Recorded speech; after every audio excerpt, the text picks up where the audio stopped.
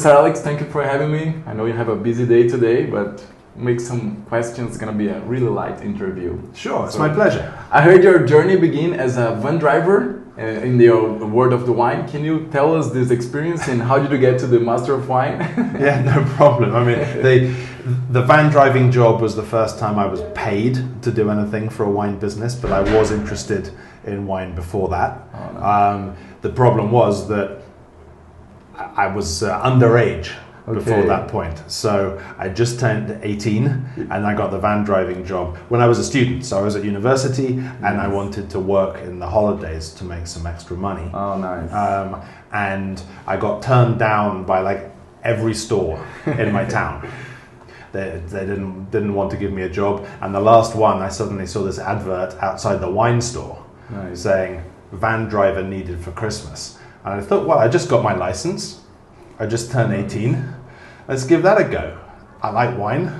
Cool. So how did you get into wine? Well, that was nothing that specific. I mean, I guess I was a teenager, so I liked drinking because that's normal. Yes. But then something happened when I was on a holiday just in England with my family when I was maybe 16. And I guess for something to do, my mum brought like 2 different white wines from the supermarket and for some reason a book about wine. In fact, 2 books about wine, Oz Clarke and Jancis Robinson. Nice. And this was the first time, that I tried 2 wines side by side and realized that they were different, even if they came from the same country and the same color.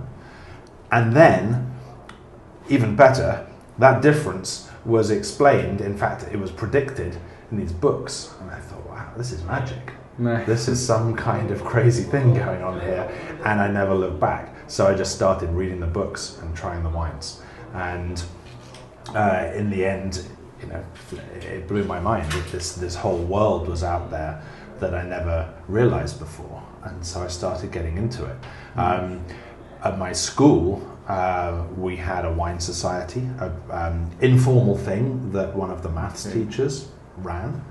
And so if you could apply, and I think maybe there were 5 boys at any one time in the top year of the school who were allowed to go and try, I mean, looking back on it, some amazing wines. I mean, we had like mature German Riesling, we had Class Growth Bordeaux, we had Chateau Beaucastel, we had Chateau Musar. I mean, I remember those first tastes from The that. price were so different from now, right? Yeah, also that. That's true.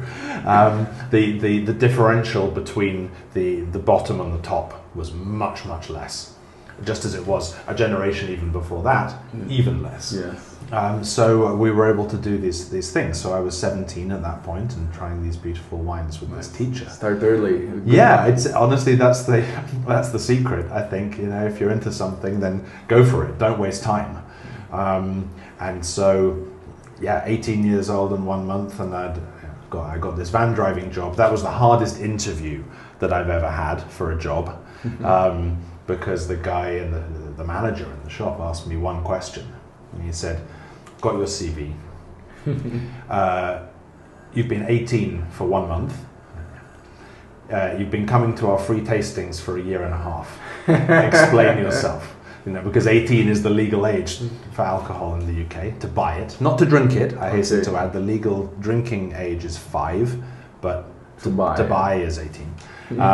And so I just had to kind of confess to this minor crime that then became the start of my career. Then they realized that after this one Christmas that having an 18-year-old van driver was costing them a fortune in insurance. And at that point, they moved me into the shop, and then I could work in the shop and actually learn about wine, yes, but I had other ways to do that as well. In the shop, of course, I learned about how to deal with customers, how to sell, how to put things on a shelf so they look nice, how to write tasting notes and price things, and all that commercial side came from that. And at the same time at university, there was a wine society that had amazing speakers from all around the world come and do tutored tastings once a week, and also a blind tasting element which was competitive against a rival university. Nice. And so on that's the triangle of the start of my career, if you like. Exposure to amazing wine and inspiring people, blind tasting training, brutal, and Yes. bear in mind this is the only university sport that I competed in, so I gave it everything. That's a nice sport. It's a great sport, but it was hard work. I mean, training 3 times a week, yelled at, how can you get that wrong, all this stuff. And then you practice and you get better. Yeah. Because like anything, blind tasting is not something that that you can be advantaged for physically, particularly. I don't think it's not like being born with an amazing physique and going and doing sport. It's practice. It's just practice and putting the hours in and really concentrating on it. And then the commercial side from the shop that I worked in. And those 3 things together gave me a great grounding. So by the time I was 20 and I moved full time into working in wine, I was off to a good start. No, really nice. And I know you have an academic background of psychology. Does it know it helps you to work in the wine industry? I mean, not directly, perhaps, and I should clarify that the psychology I studied was very much neuroscience rather than interpersonal psychology. So, I can't help you with any of your problems. I'm sorry. I'm sure you don't have any. A lot. But the study of sensory processing in the brain, that's super interesting as a backdrop to think about wine in that kind of capacity, how the brain forms an image, if you like, an idea of the world around it is very interesting, as is the concept of neural plasticity, and that's something I experienced while training in blind tasting at university. You know how we can easily, if we close our eyes, you can think of a picture or a scene, you can imagine the beach, you could imagine your family's face, you could imagine the Mona Lisa, okay? If you think of your favorite song, you can hear it in your head without it playing. Can you do that with a smell? Yes. Because you're into it. But there will have been a time when you couldn't do that, I reckon, and to imagine the scent of a wine is something that at 18 I could not do, and at 20 I could. So that's a change happening in the brain as those circuits are getting reinforced. You can access your memories and your things that you in a much more vivid way. Not just remember the words, but remember what we call the phenomenology, the character of the experience. So that's one thing. And then at the same time I was studying philosophy, so it was a joint degree. And that comes at some of the same problems from a different angle, because then we're talking about aesthetics, theory of criticism, objectivity. Can one wine objectively be better or worse than another? That was a question I was asked in my final exam, or it was a choice. A lot of people did not choose that question. Yes. I did. It was made for me. It was fantastic. I already had thoughts about that.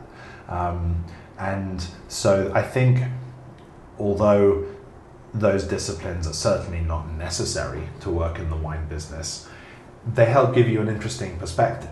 And having an interesting perspective makes it more fun.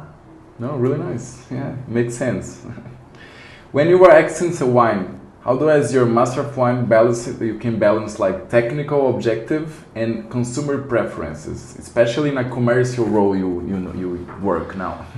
Good question. Yeah, this is. I'm going to come back to triangles again, if I may, because of course. I'm going to add one more complication to the scenario that you've already set out. Okay, so I'm going to say there's the technical aspect of the wine, and the commercial aspect of wine, and then the kind of magic and the beauty, maybe the more subjective element of it. And I'm trying always to think of all 3, because after all, Berkman is a fairly high-end organization, and it's a company that has very strong aesthetic values in wine. I would say unusually strong for the size of the company, particularly the UK business, which is one of the largest importers in the country. And we are looking, of course, for a high technical standard in all the wines, but particularly as we climb the quality and the price scale, we're looking for real beauty, sense of place, ability to match food. All of these things are absolutely essential. And the commercial considerations, of course, are what keeps the business alive. Yes. But if we have to compromise on those more aesthetic considerations, then even if commercially it makes sense, we often won't take the deal. Wow. And this comes from the top. I mean, Rupert Berkman, the owner, is very clear on this. And I can think of several examples where I've gone to him and said, look, we have a commercial opportunity here that's quite interesting. This is the amount of money it might bring into the business. However, maybe the wines aren't quite what we're looking for. And he will often say, no deal. And so trying to take consumer preferences into account is important, but at the same time, I think there's a little bit of a, the technical term would be a normative role. We should also act as guides, as curators of our portfolio. We are guided to an extent by Henry Ford's principle. If I'd asked my customers what they wanted, they would have said a faster horse. Sometimes we have to lead from the front and say, we believe that such and such is exceptional. And we hope that we can persuade you of this. But also, we've got to remember that we have a relatively mature business. The UK business is now more than 60 years old. And so we do have a solid commercial base. And we have wines that are very successful, that sell in large volumes, that I think are genuinely outstanding at their price point and within their category. And so if they've been in the portfolio since before I joined, 19 years ago, then why would I change that? Of course. They stay.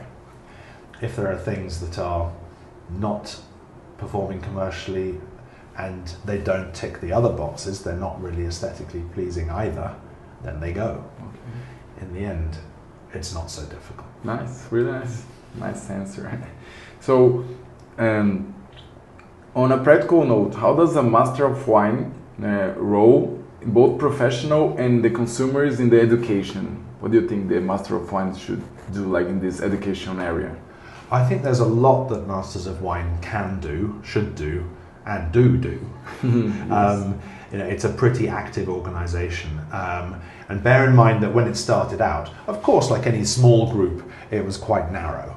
So it was it was entirely English to begin with. Yes. And it was really very much focused on trading.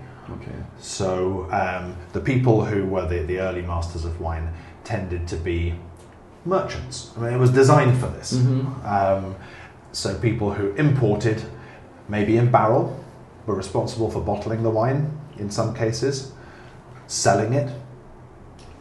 That was kind of it. We didn't have journalists, we didn't have marketeers, we didn't have educators, and we didn't have winemakers at the beginning. And we didn't have anyone from outside the UK. Now it's completely different. We have 420 masters of wine, more or less, from many countries around the world, and doing all of those jobs and more.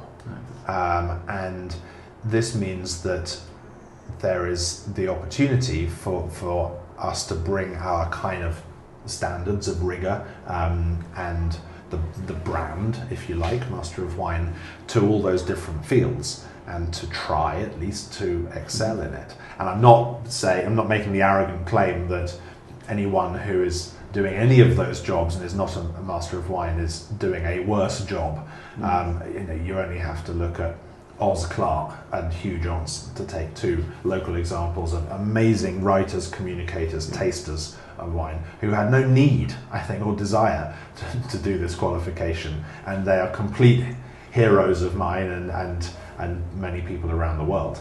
They have changed the wine industry. Nice. But for those of us who do choose to go down this path, I think there are now a lot more ways in and a lot more outlets for that knowledge. So it's quite a diverse group now. Oh, really nice. My next question, I think you just answered. What roles, like in the wine industry, you think MW could take? You just answer it. Yeah. Really nice. And what's the legacy you hope to leave in the wine world? Wow, okay, that's a big one. I don't tend to think that far ahead. I probably shouldn't confess that. But you've done a lot. You're young and you've done a lot. Well, I've tried to pack a lot in. As I say, I was, started early. But I think what I try to achieve every week is a combination of commercial success and aesthetic interest. I mean, we've already touched on those things. So I want, certainly when I retire, to leave behind a thriving company. Nice. But also a company that thrives because of, not in spite of, high standards. I want to carry on bringing together the most amazing selection of producers around the world, all of whom have a cultural contribution that can be sustained for the future of wine. Because let's not forget, alcohol in general is facing a lot of threats at the moment. And the corruption of the neo-prohibitionist movement is underexposed compared to the obvious vested interests of the alcohol industry. Wine is something that has been around for 8,000 years, perhaps, and is a cornerstone of civilization. But that doesn't mean that its future is guaranteed. It is a product, an agricultural but also an artistic product of supreme cultural importance. And I think all of us in the industry have a fairly solemn duty to uphold that cultural value, not just move boxes for cash. And so if there's anything that I can contribute over the course of my career, it is fusing a cultural way of thinking about wine, one that favours terroir expression, beauty and communication with commercial success. Oh, really nice. It's a long answer to a short question, I'm sorry. No, it's amazing. This is like maybe a question you already answered. Like selection wine for the portfolio, what are the main criteria you use? Okay, so there are 4 official criteria that we use. First one, sounds super simple. The wine must be delicious. Nice. Now, okay, that's a little bit subjective maybe, but we have a team and we taste together and we share our ideas, so it's not just me dictating. I have the casting vote as the director, but we taste as a group and we try to imagine, as you alluded to earlier, that consumer mindset. But it has to be something that we would want to take home and drink in the evening. Because if you think, we're being sent all these samples for free, if you don't want to take it home, even when you've spent 0 cash, it's not a good sign, And so we apply what I call the Coke test. And you could insert any other soft drink of your choice here, but the test is this wine nicer than Coke? That's a good answer. And a lot of wine is not as nice as Coke, even if it might have more kind of cultural specific relevance. If it doesn't taste nicer than a drink that is specifically designed to be nice, then that's a bit of a struggle. The majority of wines that I try in the course of my year fail the Coke test, more than 50%. So that's already a start. And then, if it's delicious, is it a kind of food-friendly style? Because Berkman, don't forget, started as a restaurant company before it became a wine company. And the majority of our customers are restaurants. And we also think that the wines that we sell to retailers, it would be nice if those wines found a place on people's tables at home as well and complemented the food. So we have always favoured a more digestible, drinkable, food-friendly, more elegant style. Right now, that's not too much of a challenge because that's the way that trends have moved, I think. But 20 years ago, that was more tough because that was more, that was the era of American critics favouring wines built to impress. And back in those days, if you went to a winery and said to the winemaker, "Oh, this is so drinkable," he'd probably punch you in the face. As a terrible insult. At least for 20 years. for an ambitious wine, Yeah. it's not meant to be drinkable. It's meant to get high points, or whatever. It's meant to be important and big. Not everywhere, of course, but that was more the dominant paradigm then. And now it's the way the world has moved. But nonetheless, that's what we're looking for, and that's consistent. So we're pleased to see that things have sort of shifted around a little bit. Then the third thing, does it reflect its origin? And this is quite important to us for two reasons, really. First, because if it does, then it's more culturally interesting and fits into a wider framework of discussion about wine and experience of wine, rather than just being a nice drink. Okay. And then the second reason that that's important is also it guarantees diversity in a portfolio. Because if you have wines from 20 countries, like we do, and they each taste at least of their country, maybe of their region, maybe of their vineyard, then they're all going to taste different and there's no duplication. Whereas winemaking styles are relatively crude. You can use oak or not, you can ferment cool or hot, you can extract more or less, but these are quite broad brushstrokes, really. And I've found over the years that nature paints with a much finer brush than technique. Wow. So we rely on nature to differentiate for us. Wow. Fourth criterion, value for money. And I sincerely believe that this exists at not the low end, because I think that's very difficult to make a delicious wine for a pittance, for a loss-making kind of amount for a grower. But a little bit above that, still accessible. Up to the top end, you can find good value if you look. Nice. And so that's what we want always. Yeah. Really nice. And you write for some publications like Decanter, The World of Fine Wine, The Drink Business. How do you feel when you see the role of the critics today, the wine critics? Well, I should confess I haven't written for those for a while. Okay. The last major writing job I had was with Jancis Robinson, and that stopped 9 years ago because I really needed to devote more time For Bergman. For Bergman. Nice. It's something that maybe I'll do again in the future. I do like writing, but I didn't want any listeners to get the impression I was still very actively doing this because it's all a bit out of date. But what about the critics? But in terms of critics, look, I think they have a very important role, and it goes back to that sense of guidance and curation.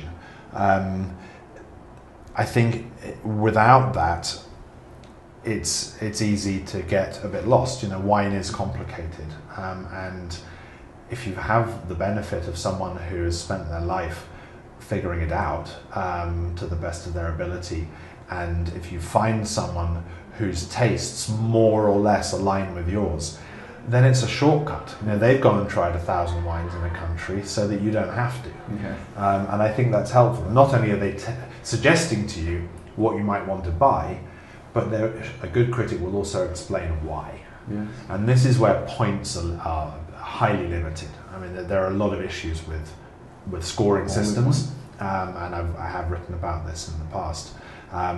One is that they give a false suggestion of objectivity because they look precise, but they're not. Yeah. Everyone's scores are different, so one person's 98 is another person's 92 because there's no one factor that's being measured. So you can assign scores arbitrarily, however you like. Even if you and I have exactly the same preferences and we love all the same wines, there's nothing to say that we have to give the same number. We might just kind of spread the scores out in front of us in a different way. Yes. So that can be a bit confusing. And also they don't really describe anything about the background of a wine. They don't bring it to life. So I'm not totally anti them because I think it's helped bring a lot of people in. But I would say the same as all the critics say, which is please read the description as well, because not only the grades. Not only start there, and it's interesting always to see what people like best. but then I want to know why. Yes. Really nice. How do you see the role of the BMW evolve in the next 10 to 20 years? What new skills and competencies like people we need to have to work in the wine industry, do you think? Well, communication is certainly something that's changing a lot, and both in terms of the role of critics versus consumer discussion about preferences. That balance has really changed thanks to social media, as it has in so many walks of life. So that can't be ignored. And also the world is getting bigger, by which I mean more countries are developing an interest in wine, and so now we have Masters of Wine in India and China, for example, and they are really developing a lot of interest and doing an amazing job in educating, yes, but inspiring their local consumers. Creating a new market, right? It really is. So, again, giving them the way into this cultural richness that we have in wine. Bear in mind as well that the diversity of wine out there is so much greater than it used to be. And I think every generation of MWs is very glad that they didn't take the exam later than they did. I took the exam in 2004, and so I would say the selection of possible wines you had to blind taste then was maybe medium size.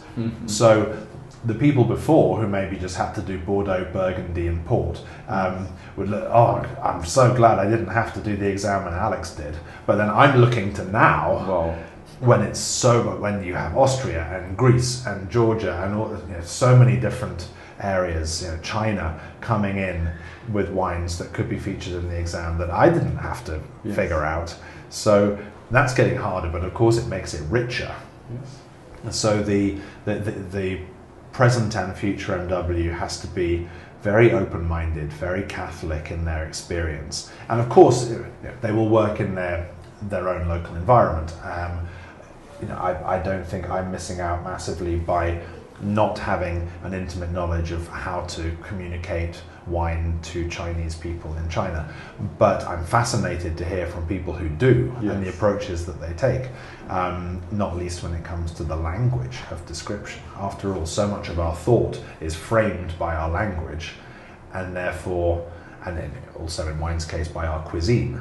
And so you have the double interest of, let's say, translating a tasting note. Well, it's not just what's the Chinese word for gooseberry, but what is gooseberry there? Do they have that? And vice versa. They'll be using words and foods that we can't relate to in England or Brazil. So, so this is the communication. I think is a very interesting one. I think we do have to be, as I mentioned, acutely aware of the cultural, the existential threats to us from the anti-alcohol lobby, and not take consumption of in moderation of alcoholic drinks for granted, and we maybe have to be a little bit more proactive in promoting wine's particular virtues as well.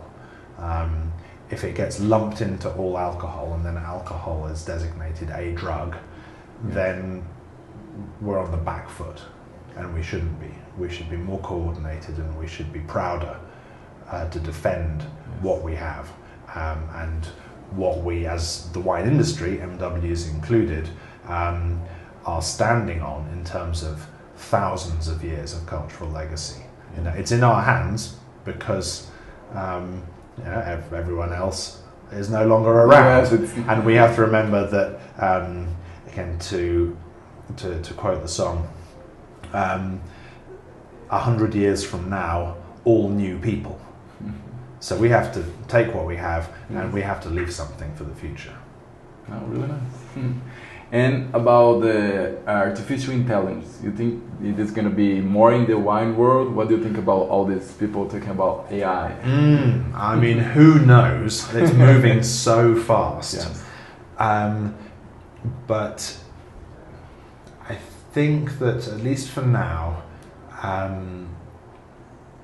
AI's influence on wine may be more marginal than it is in certain other, let's say, cultural products, because after all, we haven't yet digitized smell.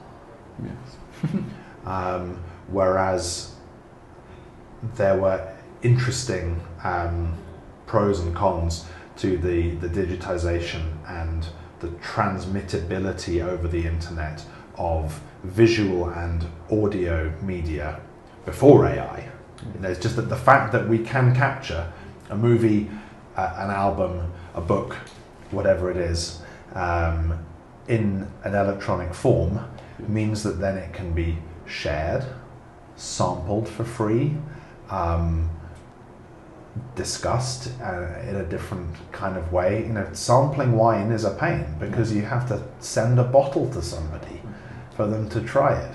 But it also makes it much harder to steal. You know, you have to commit a physical robbery rather than online piracy, and it does give a value to the physical object still. Now in the world of AI, there may well be people trying to use that to get to a point where we have a much more developed technology for transmitting smell and taste into people's brains than we currently do. Wow. But I wonder, because the olfactory bulb, the whole olfactory system is so much more complicated in terms of numbers of different receptors than hearing and sight. It may be we have to bypass it altogether, and it's only when we have direct neural implantation that we can get anywhere close, and then the experience of a wine is just an electrode in the brain. Wow. Which is a pretty crazy, depressing thought, but yeah, I think that probably is 100 years away. Yes. Don't quote me. It's probably around the corner, and I just don't know it yet. We never know. But I think, of course, in those other aspects of life, you know, be it translation, for example, super useful. Studying. Yeah, for sure. Perhaps the more advanced kind of, if you like A, then try B, that kind of thing. That kind of, right. yeah, the aggregation of consumer info.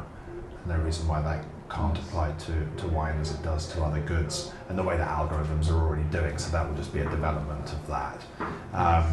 But it'll be interesting to see. And I'm not a winemaker, so I would love to hear from winemakers whether they see a role in their wineries for AI, and the same for viticulturists. And can it help the vineyards, right? in the vineyard, perhaps to use water more intelligently when it's needed in areas where water is scarce? Can it help identify maybe diseases or stresses in vines before we're able to see it? That kind of thing. You know, will it improve weather forecasting? Can AI be a force for good as we contend with climate change? It goes back to your earlier thing about MWs of the future. Something else to worry about, especially as the climate change trend is in most cases away from the big ripe wine trend, and you know, the timing isn't so great. Now people want lighter, more drinkable wines just when the climate is favouring the style that people were making 20 years ago. People have to figure that out. Maybe I can help, I don't know. Oh, nice. And I heard you have a band called Skin Contact, is that right? Can you tell us about your band? Well, yeah, okay, so that's not active at the moment, but Skin Contact was, and I hope will be again, a wine trade rock band that did 2 concerts around 10 years ago. That raised between them around £20,000 for charity, and brought the trade together in London for evenings of music and wine and chat and celebration. It was the brainchild of a fellow master of wine called Richard Hemming, who's based out in Singapore. He works for 67, and he was the mastermind and keyboard player in this band. And then we put together a 4-piece with him, with me on guitar, drummer called Matt James, who used to play in a real band called Gene, and an ex-session bass player called Ben Smith. And so we got together, created this band, and then other people from the wine trade would come and sing 1 or 2 songs with us on stage. Need to So put it's this like a together covers again. band. So I would love to do that again. Maybe, Richard, come back from Singapore and we can get this on, all right? Really nice. And a few last questions. Which wine region or style you think is the future, the prominence? What do you think?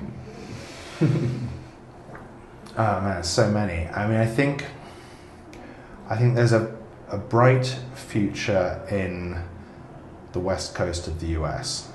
Nice. That seems to be, touch wood for now, a little better protected against climate change than more inland European regions, for example. I'm a big Burgundy head. Okay. It's the region I've visited the most. I absolutely love it. Me too. Things are getting quite hot there. Yes, totally. Sonoma Coast and Oregon are close to the world's biggest AC unit, the Pacific Ocean, and I think that's helping. And so they will be, I think, fairly well placed in the future. Otherwise, I think where else? More northerly regions are seeming to benefit at the moment. Even England, which I used to be very sceptical about, and now does seem to be showing benefits. There's a few good wines. Wines are getting better and better. And then further into the future, who knows? I mean, people have started in Northern Europe. You never know. They might be great. The thing is, of course, to make really good wine, you kind of need 2 things minimally. You need the right conditions and the right know-how. And obviously Burgundy is great because it is an amazing place to grow vines, and also they've been mapping those vineyards since the Middle Ages. Yes. So it's a pretty strong head start, and honestly I take my hat off to any region that gets even close. Within 100 years you're doing really well. Yes. And lots of people are. I mean, Piemonte is one that I would cite, for example. Great detail going on there. Regions of Australia that have been very intimately mapped.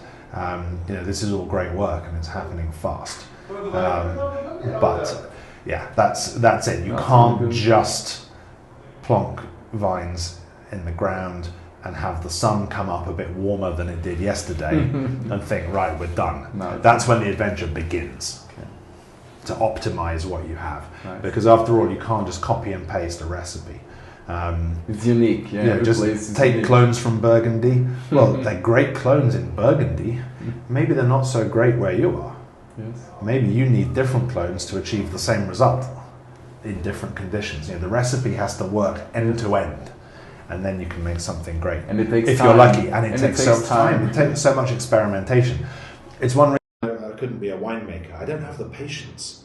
I can't do one thing and then wait a whole year for the next shot. Sometimes 2 or 3 years. Yeah, I'm so impressed with the people who do that. Obviously, very grateful because without that, I don't have a job. But honestly, it's a mindset that I find entirely admirable. No, really nice. And thank God they do it. Now, and the last one, what advice would you give to someone that's starting now in the wine industry? I think the first thing you've got to ask yourself is not what do I like. Obviously, the answer is wine. It's what do I like doing. The answer has to be a verb. It could be writing, it could be selling, it could be buying, it could be marketing. I don't know. It could be logistics.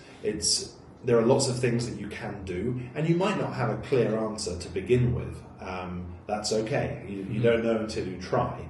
But you have to remember that if you're going to be in the wine industry, you have to turn up somewhere and get paid for doing a thing all day. The sooner you can figure out what that thing is that you want to get paid for doing all day, the sooner you'll be on the right path, because I think it is one of those areas where the product is just so appealing and so inspiring that you think, well, I want to work in that. When actually the answer is you should go and get a really well-paid job somewhere, and then that's your hobby. And you buy wine and drink wine and then you spend your income on wine, you drink it at home, you drink it in restaurants, you have a wonderful time with wine, you read books, maybe you go and do some wine courses. I know people who've done the diploma when they're not working in the wine industry. I know some people who've done the MW program, when they maybe only have tangential links to the wine industry. That's pretty hardcore, but why not? Enjoy it. But if you're going to join the industry, then you need to find a reason to get paid, and so being realistic about that, as well as improving as much as you can your chances in that respect. That's the main thing. So you have to marry the dream with a little bit of a strategy. I totally agree.